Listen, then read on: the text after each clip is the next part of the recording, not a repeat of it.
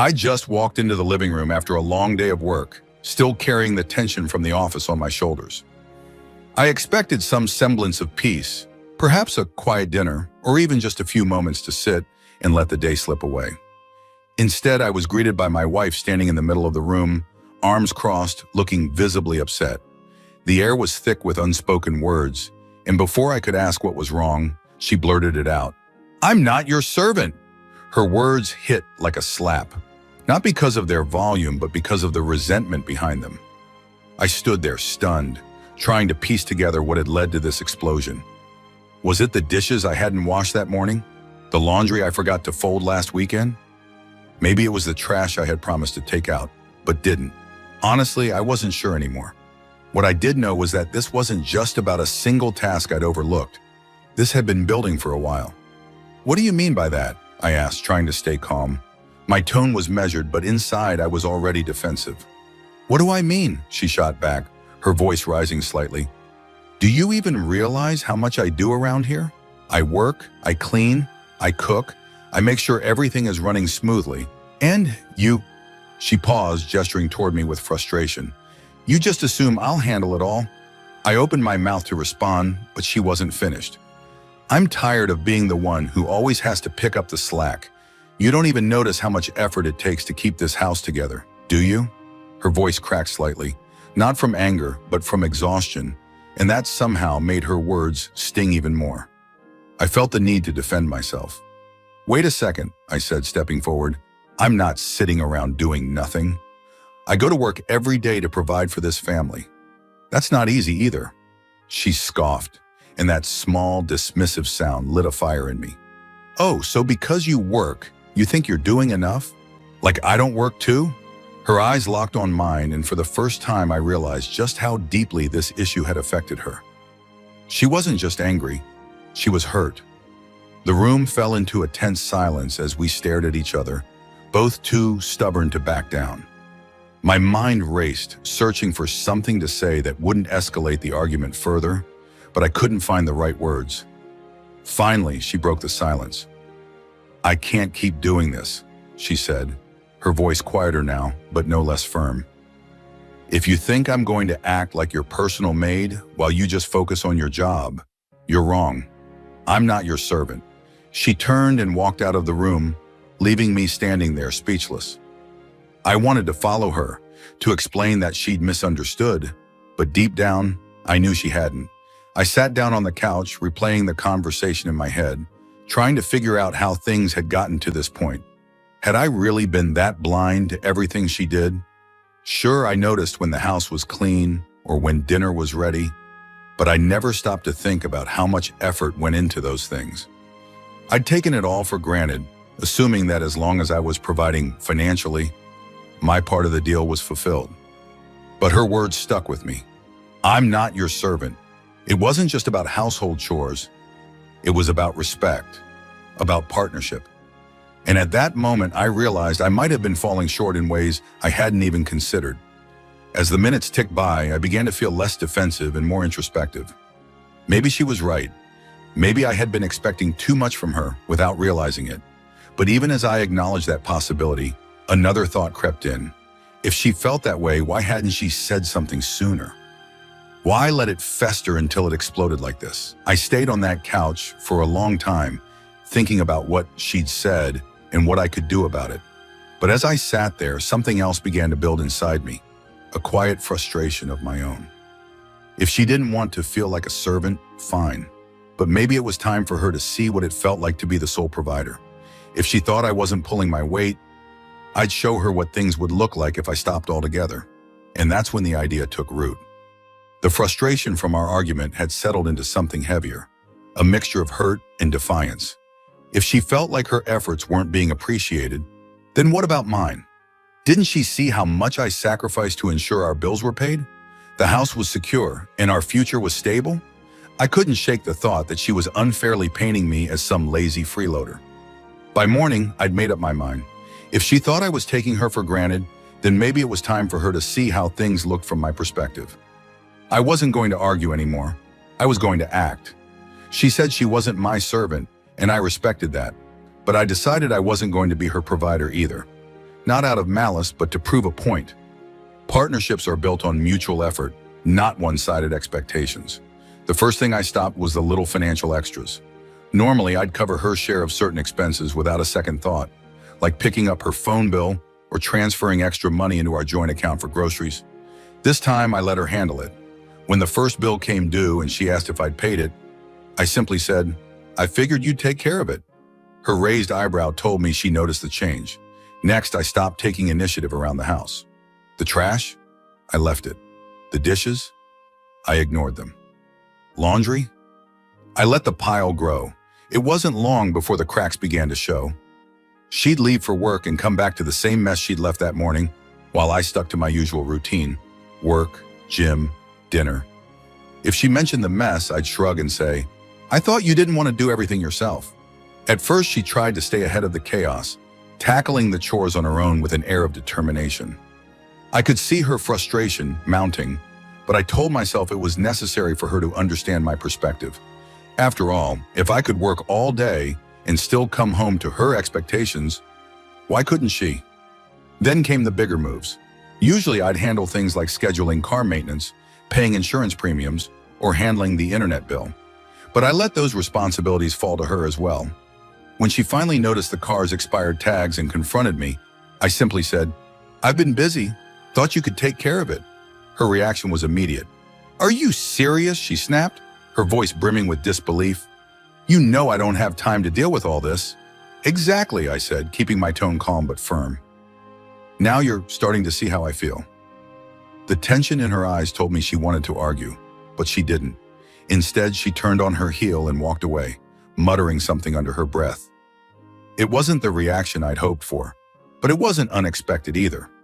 Over the next few days, the house became a battleground of silent stubbornness. She'd do only the chores she deemed absolutely necessary, and I'd mirror her energy, refusing to step in. The fridge became emptier, the laundry pile taller, and the resentment between us thicker. At one point, I found myself picking up takeout because the kitchen was too much of a mess to cook in. As I ate alone in front of the TV, I wondered how long we could keep this up. But in those quiet moments, a small part of me began to feel the weight of my decision. It wasn't easy to sit back and let things fall apart, and I knew it wasn't easy for her either. Still, I justified it to myself as a necessary lesson. She needed to see that just as she felt unappreciated, so did I. One evening, after another silent dinner, she finally broke the silence. "What exactly are you trying to prove here?" she asked, her tone more tired than angry. I looked at her, considering my words carefully. "I'm not trying to prove anything," I said. "I'm just giving you the space you wanted. If you're not my servant, I'm not your provider. We're equals, right? So let's both carry our weight." Her eyes narrowed, but she didn't respond immediately. Instead, she sat back, crossing her arms. I could tell she was mulling over my words, but I didn't push her. I'd planted the seed. Now I just had to wait and see how it grew. After that conversation, things didn't exactly improve. If anything, the atmosphere in the house became even more tense. It wasn't just the silence between us. It was the visible disarray creeping into every corner of our daily lives. The routine we'd once relied on, even if imperfect, was now crumbling under the weight of our standoff. The first thing I noticed was how quickly the small, unspoken agreements we used to have began to unravel. Before, even without explicitly dividing tasks, we had some level of balance. I'd handle certain errands without being asked, and she'd take care of others. Now everything was left in limbo.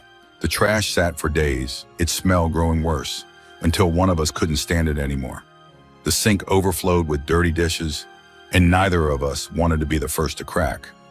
I caught myself rinsing a single plate or cup just to eat, leaving the rest untouched, as if admitting defeat. The mornings became the hardest part. She used to wake up early, making coffee for both of us before rushing off to work. Now the coffee pot was empty when I came into the kitchen. I made my own, of course, but it was another sign of how far apart we'd grown. Her lunch used to be neatly packed on the counter, something I'd started doing for her early in our relationship. That stopped, too. When she finally asked why I'd stopped, I replied simply, "I figured you'd handle it." The evenings weren't much better. Coming home after work, I'd see her sitting on the couch, scrolling through her phone or staring at the TV. The pile of laundry on the floor in the corner of the living room remained untouched for days. The mess wasn't just physical, it was emotional, and we were both drowning in it. At one point, we had an unspoken competition over who could last longer without breaking. I started ordering takeout for dinner almost every night, eating it straight from the container. She followed suit, microwaving frozen meals or grabbing leftovers from the fridge. One night, I came home to find her eating cereal out of a mixing bowl because all the regular bowls were dirty. I almost laughed at the absurdity of it, but I kept my composure. This wasn't the time to show weakness. Still, it was clear the strain was starting to affect her as much as it was affecting me. I saw it in the way her shoulders slumped a little lower every day, in the dark circles under her eyes. She wasn't saying it outright, but I could tell she was feeling the weight of managing everything herself. And yet I stubbornly held my ground, telling myself this was the only way she'd understand my perspective. It wasn't just her, though. The longer this dragged on, the more I began to feel the toll it was taking on me, too. The house, once a place of comfort, now felt like a battleground. Every room was a reminder of how far apart we drifted, unwashed dishes in the sink, unopened mail piling up on the counter, a layer of dust settling on furniture neither of us bothered to clean. The mess wasn't just external, it was seeping into the relationship itself, and the more I tried to ignore it, the harder it became to pretend everything was fine. The tension even began creeping into other parts of my life. At work, I found myself distracted, replaying our arguments and thinking about how to handle the next inevitable confrontation.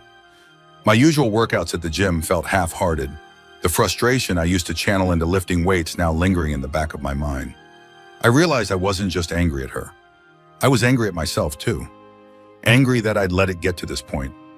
Angry that I couldn't figure out how to fix it without feeling like I was losing.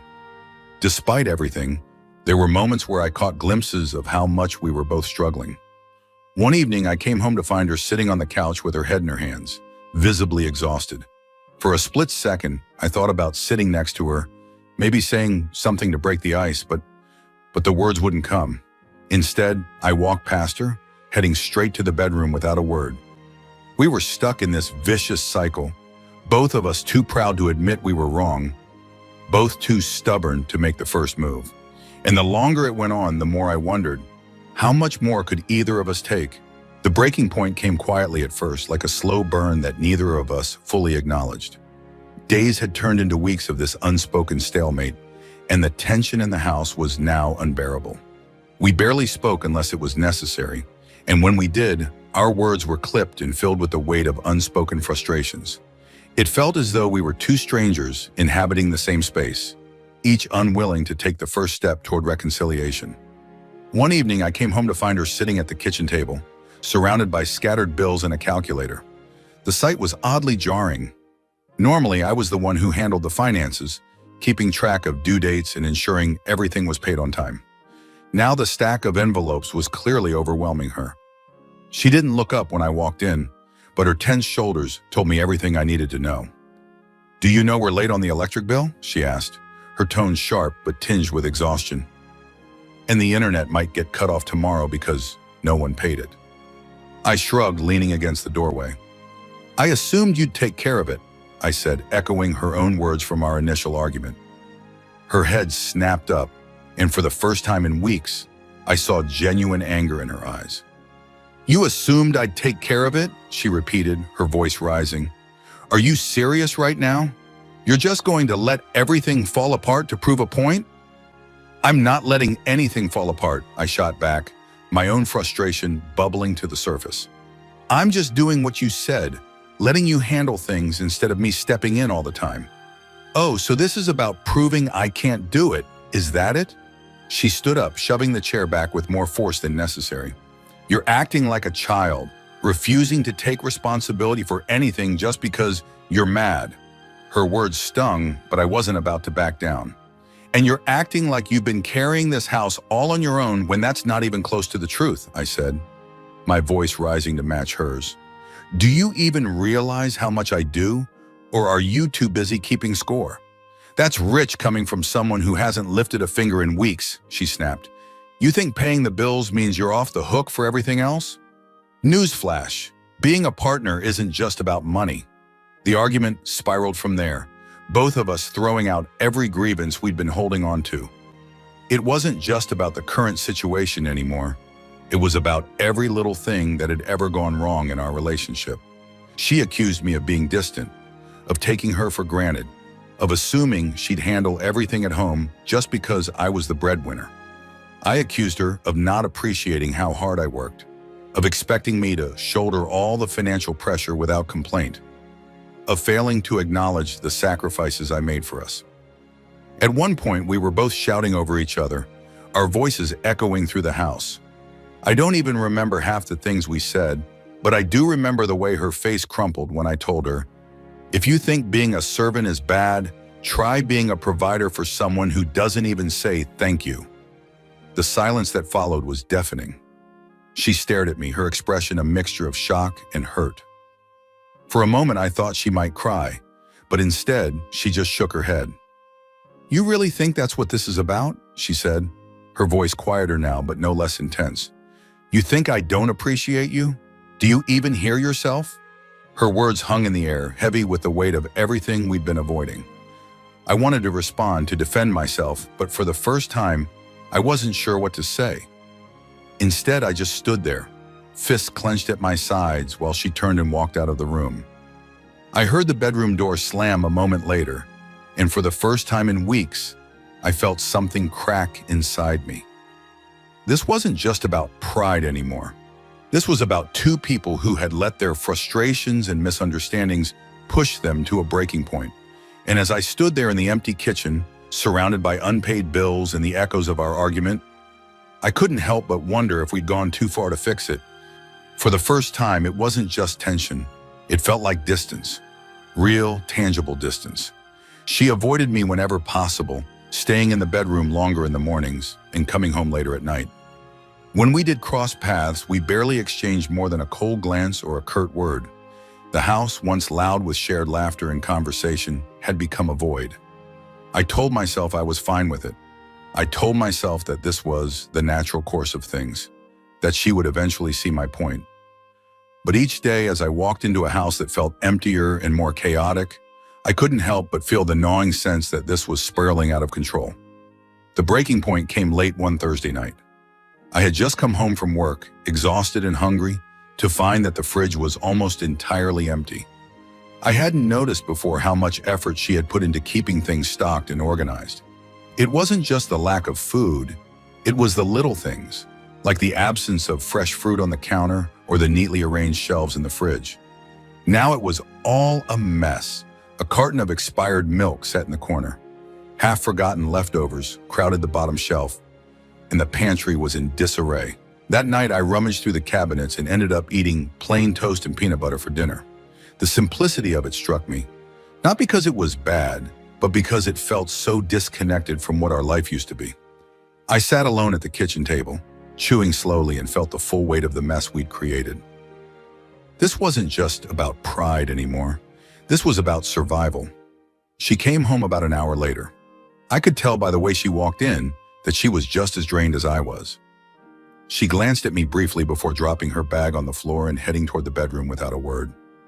I wanted to say something, to break the silence, but I couldn't bring myself to do it. What would I even say? Sorry for standing my ground? Sorry for expecting her to understand how I felt? The moment came the next morning. The tension had finally pushed its way into something unavoidable. I had forgotten to set the coffee maker the night before, a task she used to do for us both without fail. When she came into the kitchen, her face fell at the sight of the empty pot. She slammed her hand down on the counter, harder than necessary, and I snapped. "Is it really about the coffee now?" I said, my voice sharper than intended. She turned, eyes blazing. "It's not about the coffee," she shouted. "It's about everything. Look at this house. Look at us. We're living like roommates who hate each other." Her words cut deeper than I wanted to admit. She wasn't wrong, but the sting of hearing it out loud made me defensive. "Well, maybe if you stopped acting like this was all on me." "Don't," she interrupted, her voice lower but no less intense. "Don't you dare act like you've done nothing wrong in this. You think you're teaching me some kind of lesson, but all you've done is show me how much I can't rely on you." Her words felt like a slap, and for a moment I didn't know how to respond. She stared at me, her chest rising and falling with the weight of her frustration, and I realized that this was no longer about proving a point. This was something much bigger, something we couldn't fix with another fight.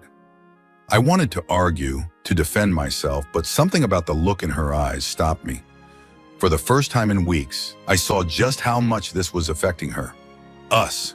She wasn't just angry, she was hurt, deeply and profoundly, and it hit me that I wasn't the only one struggling under the weight of our pride. The rest of the morning passed in silence. She left for work without another word, and I sat at the table, staring at the coffee maker, wondering how things had gotten so out of control. For the first time, I began to question if this was about more than just chores and responsibilities. Maybe we had let the small things build up for so long that they had become something much larger, something neither of us knew how to face. That thought lingered with me all day. It wasn't just the house that was falling apart. It was us. And for the first time, I wasn't sure if we could put it back together. That day dragged on endlessly. I couldn't concentrate at work. Every email, every meeting felt like background noise compared to the turmoil in my head. Her words kept echoing. "You've shown me how much I can't rely on you." As much as I wanted to dismiss them as heat-of-the-moment exaggeration, I couldn't. Deep down, I knew she meant it, and it stung because I'd never intended to make her feel that way. By the time I got home, the silence in the house was unbearable. The mess, the empty fridge, the pile of unopened mail, everything screamed of how far we'd let this go. She was already home, sitting on the couch, scrolling aimlessly through her phone. She didn't even look up when I walked in. I dropped my bag by the door and stood there for a moment, unsure of how to approach her. My usual defensive walls were crumbling, replaced by something new. Guilt. "Can we talk?" I finally asked, my voice breaking the heavy silence. She looked up, her expression guarded. For a moment, I thought she might brush me off, but she sighed and set her phone down. "Fine," she said, crossing her arms. "Talk." I sat down across from her, leaning forward with my elbows on my knees. I didn't know where to start, so I just went with the truth. This isn't working," I said, gesturing vaguely to the space between us. "I don't know what we're doing anymore, but it's not fixing anything." Her eyes narrowed slightly. "You think?" she said, her tone sharp. "Because from where I'm sitting, it feels like you've been more focused on proving a point than fixing anything." I flinched at her words but nodded. She was right, and it was time to own it. "You're not wrong," I admitted. "I thought if I stopped doing things, you'd see how much I contribute. But all I've done is make everything worse, for both of us." Her arms uncrossed slightly, her posture softening just a bit. "So what? You're just now realizing that this isn't a game?" she asked, her voice quieter but still tinged with frustration. I shook my head. "No, I've known that for a while," I said. "I just didn't know how to stop. Every time I thought about stepping up again, I told myself I'd be giving in. And I didn't want to feel like I was losing." She let out a bitter laugh. "Losing what? Me? Because congratulations, you're on your way there." Her words hit like a punch to the gut. I swallowed hard, forcing myself to look her in the eye. "I don't want to lose you," I said, my voice cracking. "But I also don't want to keep living like this. We're tearing each other apart over things that don't even matter in the grand scheme of things." For the first time in weeks, I saw her expression soften completely. She leaned back against the couch, exhaling deeply. "So what do we do?" she asked. "Because I can't keep going like this either." It wasn't an easy question to answer. We sat there in silence for a few moments, both of us lost in thought. Finally, I said, "We need to stop keeping score. Stop trying to figure out who's doing more or less. We're supposed to be partners, not opponents." She nodded slowly, her gaze distant. "But how? It feels like we've been stuck in this pattern for so long." "I don't know," I admitted, "but maybe we start by being honest about what we need. No more assuming, no more resentment. Just say what we need from each other and figure it out together." She looked at me, her eyes searching my face for something, maybe sincerity, maybe hope. Okay, she said finally, I need you to show me that you care. Not just by paying bills or doing chores, but by being present, by seeing me. I nodded, taking her words to heart. And I need to feel like what I do matters, I said. I need to know that you see how hard I work for us, even if it's not always obvious. For the first time in what felt like forever, she smiled faintly. That seems fair, she said. It wasn't a magical fix. We didn't suddenly fall into each other's arms or solve all our problems in one conversation. But it was a start. We spent the rest of the evening talking, really talking, about the things that had been festering between us. It wasn't easy and it wasn't pretty, but it was real. By the end of the night, the house was still a mess and the fridge was still empty. But for the first time in weeks, I felt like we'd taken a step towards cleaning up something far more important: us.